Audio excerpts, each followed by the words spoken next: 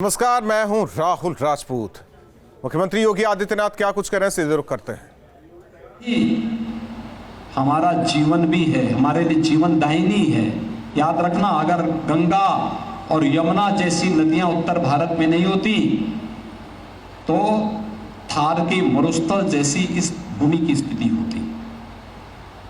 दुनिया की सबसे उर्वरा भूमि अगर इस विशाल गंगा और यमुना के दोआब को और इस पूरे क्षेत्र को जो आप हरिद्वार से लेकर के और आपको गंगा सागर के तट तक देखने को मिलता है, ये दुनिया का सबसे उपजाऊ भूमि है।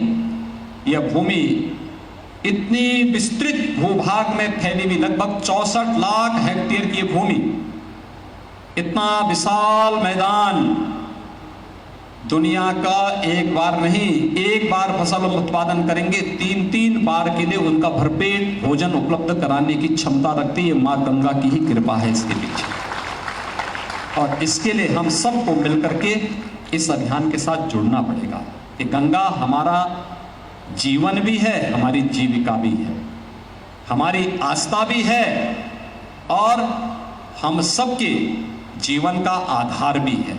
ये दोनों जब एक साथ मिलकर के चलेंगे तो यह अभियान सफलता की एक नई ऊंचाइयों तक पहुंचेगा। और मैं धन्यवाद दूंगा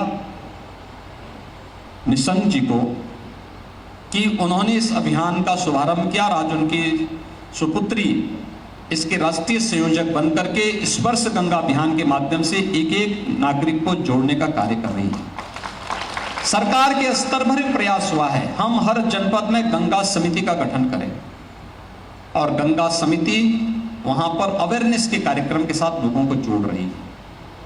उत्तर प्रदेश में तो हम लोगों ने गंगा यात्रा ही निकाली थी, एक बलिया से निकली थी और एक बिजनौर से निकली थी। एक तरफ यात्रा में मैं चला था, एक तरफ हमारी राज्यपाल चली थी।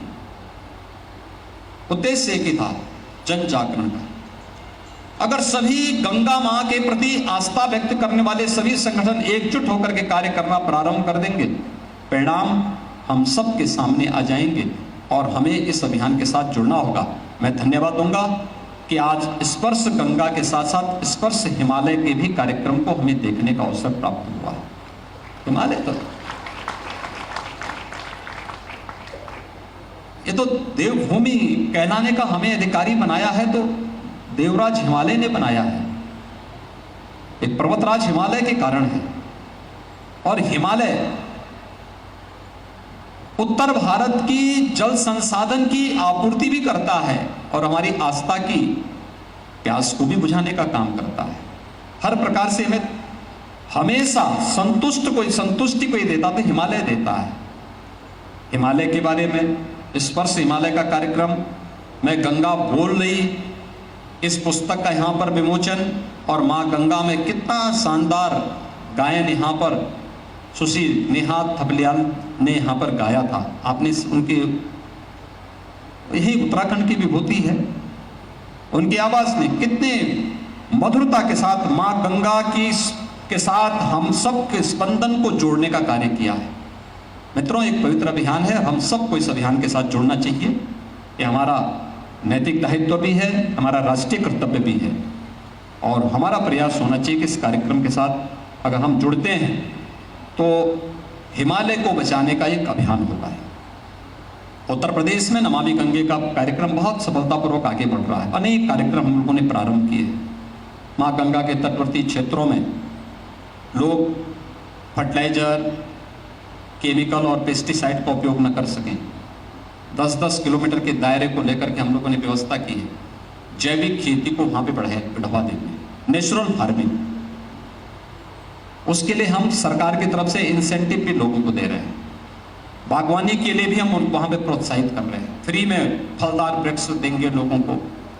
3 वर्ष तक उन्हें सरकार कुछ इंसेंटिव देगी, कुछ सब्सिडी देगी, और साथ साथ ये भी प्रयास हो रहा है कि जो भी जैविक प्रोडक्ट वहाँ से पैदा होगा उसके लिए हम लोग हर कमिश्नरी स्तर पर एक टेस्टिंग लैब स्थापित करके उसकी ब्रांडिंग और उसकी मार्केटिंग की व्यवस्था भी करेंगे, जिससे मार्केट में उसे अच्छा दाम मिल सके। और अच्छा दाम मिल रहा है जी, बहुत अच्छा दाम मिल रहा है। लोग आज लालायित हैं, तमाम प्रकार की, आज आप देख रहे होंगे कि कैंसर एक बीमारी बनती जा रही है, भयंकर बीमारी बनती जा रही है।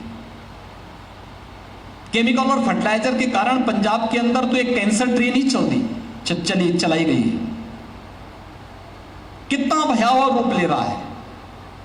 हम भौतिक उपलब्धता के लिए पूरी मानवीय सृष्टि के साथ खिलवाड़ कर रहे हैं और इसका एकमात्र विकल्प है प्राकृतिक खेती, गौ आधारित खेती।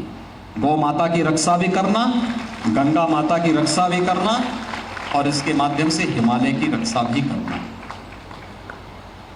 हमें इस दिशा में बहुत अच्छे प्रयास करने चाहिए। उत्तराखंड सरकार ने इस दिशा में अच्छे प्रयास प्रारंभ किए हैं।